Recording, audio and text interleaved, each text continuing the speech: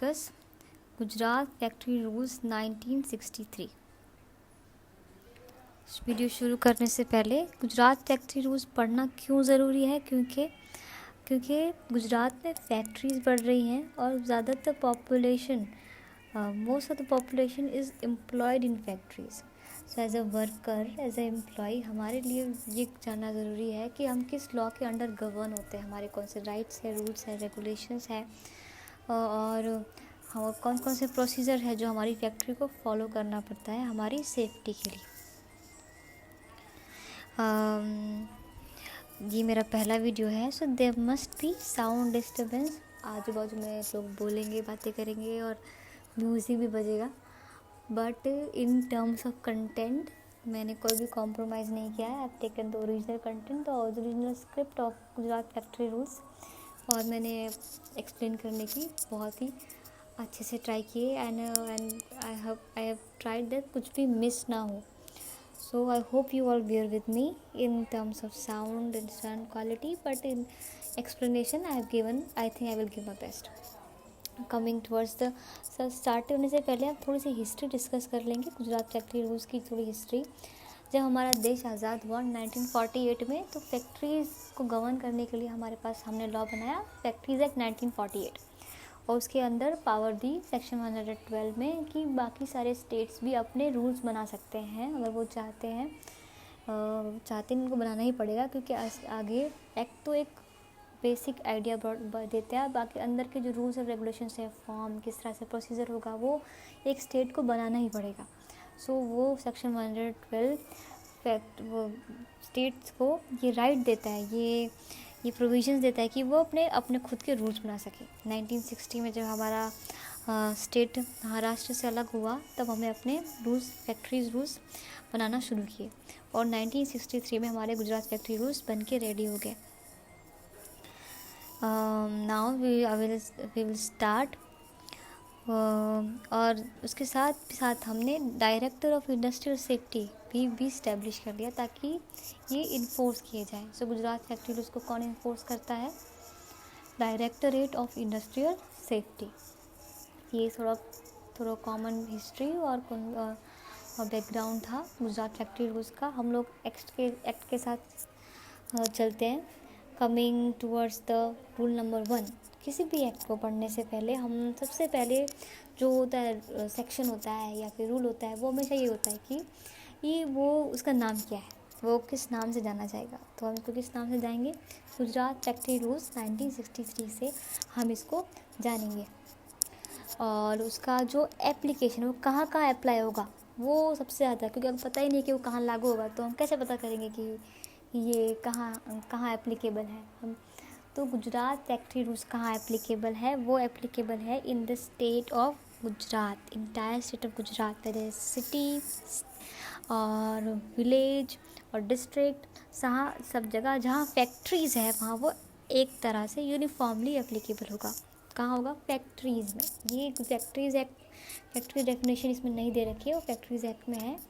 As पर section 2M of factories act 1948, a factory is a premises where manufacturing process is being carried out, जहाँ manufacturing process किया जा रहा है साल के किसी भी दिन में, जहाँ 10 और मोर वर्कर्स आर एम्प्लॉयड, 10 और मोर वर्कर्स को एम्प्लॉय किया गया है विद द आर प्रोसेस। किसके हेल्प से किया जा रहा है?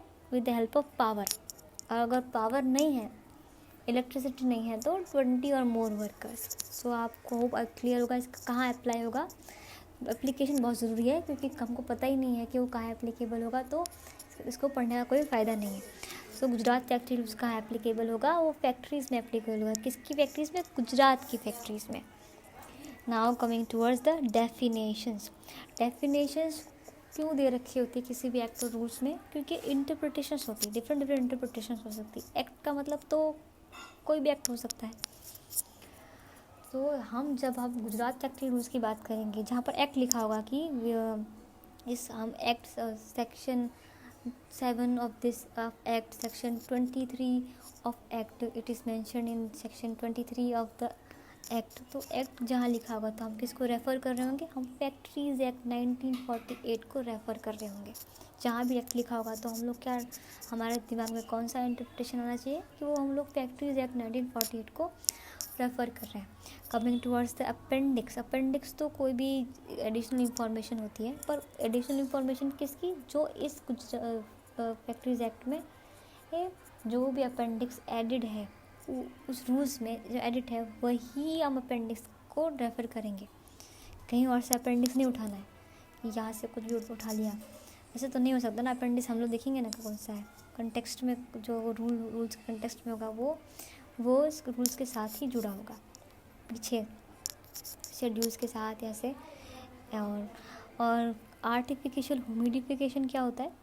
आर्टिफिशियल ह्यूमिडिफिकेशन होता है मॉइस्चर को इंट्रोड्यूस करना, मॉइस्चर इंट्रोड्यूस करना किसी रूम में या किसी स्पेस में या एयर में तो बाय आर्टिफिशियल मीन्स। सो एक्सेप्शन होगा कि अगर किसी भी प्रोसेस में स्टीम या वाटर वेपर्स वो है रिलीज़ हो जा रहे हैं एटमॉस्फेयर में, तो ये वो आर्टिफिशियल ह्यूमिडिफिकेशन नहीं होगा। क्या होगा? आर्टिफिशियल नहीं होगा, याद रखना, नहीं होगा, बाकी सब होगा।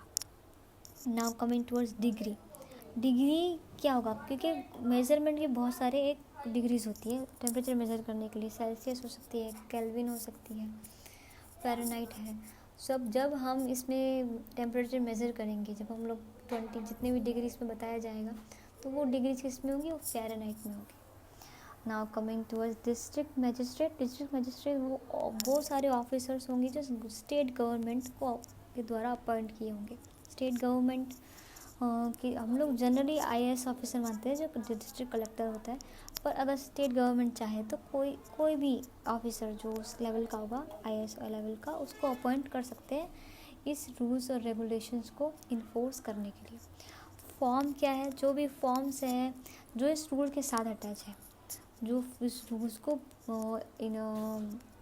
इन्फोर्स करने में जो रूल्स और जो फॉर्म्स लगेंगे वो इस फॉर्म की हम बात करेंगे इस रूल्स में। हेल्थ ऑफिसर वो होंगे जो डिस्ट्रिक्ट से म्यूनसिपल हेल्थ ऑफिसर हो सकता है, डिस्ट्रिक्ट हेल्थ ऑफिसर हो सकता है, जो भी है ऑफिसर जो स्टेट गवर्नमेंट के बिहाफ में काम कर रहा है वो हेल्थ ऑफिसर में आ जाएगा। उनके पास पावर होंगी, वो सर्वे कर सकते हैं, वो चाहे तो कोई इंस्पेक्शन कर ले, ऑडिट कर ले हेल्थ का। तो ये सब किसके पास पावर्स होंगी? स्टेट गवर्नमेंट द्वारा अपॉइंट किए होंगे, उनके पास होंगे। हाइग्रोमीटर वो होता है जिसमें मॉइस्चर, हम लोग किसी भी एयर में मॉइस्चर को हम लोग नापते हैं, ह्यूमिडिटी को मेजर करते हैं। पर जब हम हाइग्रोमीटर की बात करेंगे तो इस जब हम इस एक्ट रूल की बात करेंगे तो उसमें एक हाइग्रोमीटर सर्टेन कंडीशन और स्टैंडर्ड का होना चाहिए। अगर वो कुछ कंडीशन में मेंटेन नहीं है, वो उसको मेंटेन नहीं किया अच्छे से, तो वो एविडेंस की तरह और रूल्स के कंटेक्स्ट में इसको हम स्क्वाश कर सकते हैं, इसको हम लोग मिटा सकते हैं कि ये ऐसा इस तरीके से मेंटेन नहीं है, इसको रूल्स के द्वारा मेंटेन नहीं किया गया और वो स्टैंडर्ड का भी नहीं है, तो वो हाइग्रोमीटर होगा। उसको हाइग्रोमीटर को मेंटेन करना बहुत ज़रूरी है और स्टैंडर्ड का होना भी ज़रूरी है। इंस्पेक्टर की जब हम बात करेंगे तो इंस्पेक्टर वो होंगे जो जिसमें चीफ इंस्पेक्टर भी आ जाएंगे, कोई डिस्ट्रिक्ट मजिस्ट्रेट भी उसको इंस्पेक्टर की पावर्स दी जाएगी। इंस्पेक्टर वो होंगे जो किसी भी प्रोमाइसेस में एंटर होकर वो भी जो भी हमारे इंस्पेक्शन होंगे वो कैरी कर सकते हैं, वो लोग उसको लागू कर सकते हैं। उनके पास जो इस रूल्स में जितने पावर दिए हैं वो उसको फैक्ट्री में जाकर अपने पावर्स को यूज़ कर सकते हैं। इसमें डिस्ट्रिक्ट मजिस्ट्रेट भी आ जाएंगे, कोई और फैक्ट्री इंस्पेक्टर होगा, चीफ इंस्पेक्टर होगा, सब इसमें इंक्लूड हो जाएंगे। ऐसा नहीं कि एक इंस्पेक्टर को पकड़ लिया यही इंस्पेक्टर है, ऐसा नहीं होगा। गुजरात गवर्नमेंट जिसको अपॉइंट करेगी वो सारे इंस्पेक्टर की डेफिनेशन में आ जाएंगे। मेंटेन मीन्स किसी भी चीज़ को किसी एक स्टेट में एफिशिएंट वर्किंग कंडीशन में मेंटेन करें। मैनेजर क्या होंगे? मैनेजर वो होंगे जो रिस्पॉन्सिबल है किसको? Occupier, who is responsible to occupier for the working of the factory। किसी भी फैक्ट्री की वर्किंग के लिए वो किसको रिस्पॉन्सिबल होंगे? ऑक्यूपायर को। Now what is a competent person? हम लोग कहाँ पहुँच गए? हम लोग रूल नंबर 2A में पहुँच गए। 2A में हम लोग क्या डिस्कस करेंगे, कॉम्पिटेंट पर्सन हम लोग डिस्कस करेंगे। और इसके बाद मैं ये वीडियो एंड कर दूँगी। आई थिंक वीडियो लॉन्ग होगा तो थोड़ा बोरिंग हो जाएगा और मेरे पास वॉइस डिस्टर्बेंस भी है, सो मैं इसको इतने में ही ख़त्म कर दूँगी। आगे हम लोग डिस्कस करेंगे वह कल या परसों में। सो कॉम्पिटेंट पर्सन क्या होता है, वो रूल नंबर 2A में दिया हुआ है।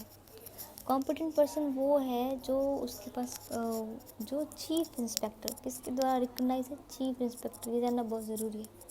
हम लोग कोई भी कॉम्पिटेंट पर्सन नहीं बन सकता। हम लोग उठ के फैक्ट्री में किसी को भी कॉम्पिटेंट पर्सन नहीं बना सकते कि हाँ आज से ये कॉम्पिटेंट पर्सन, आज से ये इंस्पेक्शन करेंगे कन्फाइंड स्पेस का और ये लेडर वेडर वो इंस्पेक्ट कर लेंगे, ऐसा नहीं हो सकता। वो पर्सन किसके द्वारा रिकग्नाइज होगा, वो चीफ इंस्पेक्टर के द्वारा रिकग्नाइज होगा। चीफ इंस्पेक्टर वो क्वालिफ़िकेशन देखेंगे, उनके फैसिलिटीज़ देखेंगे, तब जाके वो उनको सर्टिफिकेट मिलेगा। और जो कॉम्पिटेंट पर्सन होता है वो किसी भी एरिया के लिए होगा या थोड़े पीरियड के लिए होगा, जिसमें डिसाइड किया जाएगा वो क्या कर सकते हैं, वो टेस्ट कर सकते हैं, एग्जामिनेशन कर सकते हैं, इंस्पेक्शन कर सकते हैं। किसका, होइस्ट, लिफ्ट्स का, लिफ्टिंग मशीन्स का, लिफ्टिंग टैकल्स का, प्रेशर वैन्स का, कन्फाइंड स्पेस का, वेंटिलेशन सिस्टम्स का और अदर प्लांट्स एंड इक्विपमेंट्स का। वो उनके पास क्वालिफिकेशन होगा, एक्सपीरियंस होगा और अदर रिक्वायरमेंट जो भी होगी, वो इस शेड्यूल में, जो इस रूल के साथ जो अटैच शेड्यूल है उसमें दी गई है, वो उस हिसाब से ही उनको कॉम्पिटेंट पर्सन की उपाधि मिलेगी। सो हम लोग चाहे तो कॉम्पिटेंट पर्सन नहीं बन सकते। अगर चीफ इंस्पेक्टर नहीं चाहते तो हम लोग कॉम्पिटेंट पर्सन नहीं बन सकते, हमको अप्लाई करना पड़ेगा और हमारे पास क्वालिफ़िकेशन और एक्सपीरियंस होना चाहिए। और क्वालिफ़िकेशन और एक्सपीरियंस कहाँ दे रखा है, वो दे रखा है इसके साथ जो अटैच शेड्यूल है उसमें। अगर हमको स्टेबिलिटी सर्टिफिकेट देनी है तो हमको एक सिविल इंजीनियर होना चाहिए, उसके बाद 10 साल का एक्सपीरियंस होना चाहिए, तभी हम कॉम्पिटेंट पर्सन बनने के लिए अप्लाई कर सकते हैं। नाउ अब क्या हो सकता है कि अगर किसी के पास क्वालिफ़िकेशन है ना, क्वालिफ़िकेशन नहीं है इतना पर एक्सपीरियंस बहुत ज़्यादा है या फिर उनके पास बहुत सालों का एक्सपीरियंस है, तो चीफ इंस्पेक्टर के पास पावर है कि वो रिलैक्स कर सकते हैं क्वालिफ़िकेशन के मामले में कि उनके पास नॉलेज है, एक्सपीरियंस है, तो हम उनको रिकग्नाइज़ कर लेंगे। और कौन कर सकता है, वो चीफ इंस्पेक्टर कर सकते हैं, कोई भी नहीं कर सकता। हम लोग अपने आप जाके नहीं बोल सकते कि हमारे पास नॉलेज है क्वालिफ़िकेशन है, जो भी है चीफ इंस्पेक्टर उसको रिलैक्स कर सकते हो चाहे तो। और प्रोवाइडेड और क्या होगा, जो रिकग्नाइज पर्सन होगा, कॉम्पिटेंट पर्सन बनने की दूसरी 2 रिक्वायरमेंट्स वो है कि वो अबाउ 62 नहीं होने चाहिए, क्योंकि फिर एक होता है अबाउ 62% तो वो रिटायरमेंट हो गया ऑलमोस्ट इंसान का, फिर तो उनके इंस्पेक्शन के लिए जाना थोड़ा मुश्किल होगा, एज हो जाएगी तब।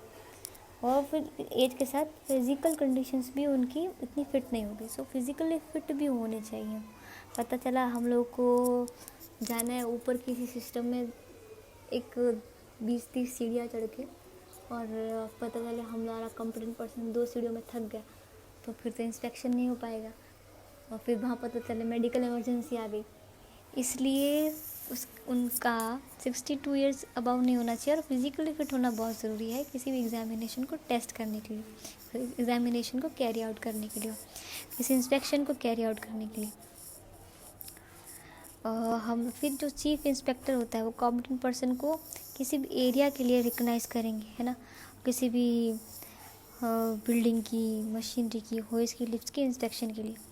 नाउ अब हमको कॉम्पिटेंट पर्सन को, अगर हम चाहते हैं कि हमारे पास एक्सपीरियंस भी है, क्वालिटीज़ भी है, हमारे पास मशीनरी भी है, तो हम क्या करेंगे, हम लोग फॉर्म नंबर 26 में अप्लाई करेंगे। किसको, चीफ इंस्पेक्टर को, डिश में। और फॉर्म नंबर 27 किसके लिए, फॉर्म नंबर 27 है कि किसी इंस्टीट्यूशन, जिस इंस्टीट्यूशन हम कॉम्पिटेंट पर्सन बुलाते हैं, उस इंस्टीट्यूशन को अप्लाई करना है तो किस में करेंगे, वो फॉर्म नंबर 27 में अप्लाई करेंगे। उसके बाद चीफ इंस्पेक्टर देखेंगे कि यहाँ पर उनके पास क्वालिफ़िकेशन है और फैसिलिटीज़ भी हैं, तो वो उनको फॉर्म नंबर 4A में कॉम्पिटेंट सर्टिफिकेट देंगे।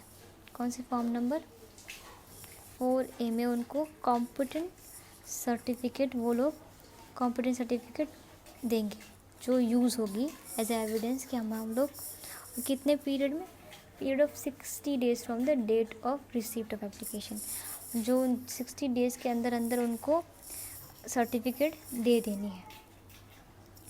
जो चीफ इंस्पेक्टर है, अगर उसको अगर उनको मानना है कि ये पर्सन कॉम्पिटेंट पर्सन बनने के जो क्वालिफ़िकेशन वो नहीं है उनके पास, तो वो क्या करेंगे, उनको एक बार अपॉर्चुनिटी देंगे कि वो आकर अपनी बात रखें, है ना।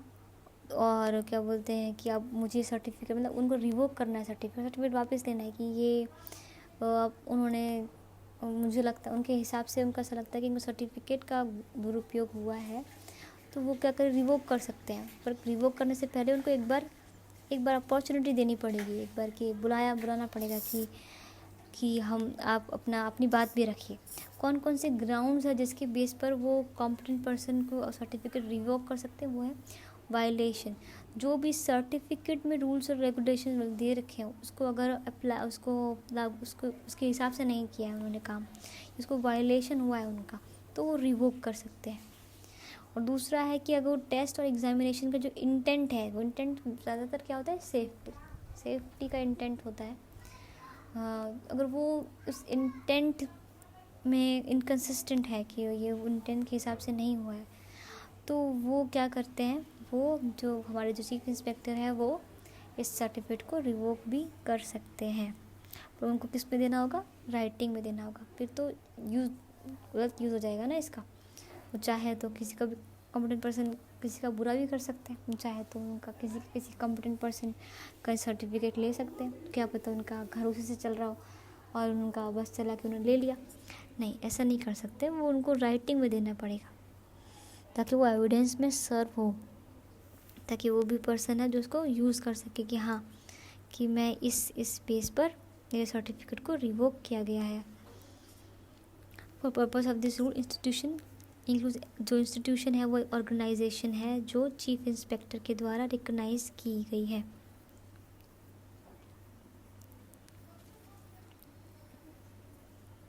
सो हमने कॉम्पिटेंट पर्सन डिस्कस, तो हमने इस शॉर्ट वीडियो में चैप्टर 1 में क्या क्या डिस्कस किया है, उसका नाम, इसका एप्लीकेबल, एक्सटेंट और डेफिनेशंस और कॉम्पिटेंट पर्सन क्या होता है हमने डिस्कस किया है। सो मुझे लगता है मुझे इतना ही कवर करना था इस वीडियो में। इसके आगे हम लोग बाद में डिस्कस करेंगे। और थैंक यू सो मच। मैं ये सीरीज़ कंटिन्यू करने की कोशिश करूँगी, कोशिश नहीं करनी ही है।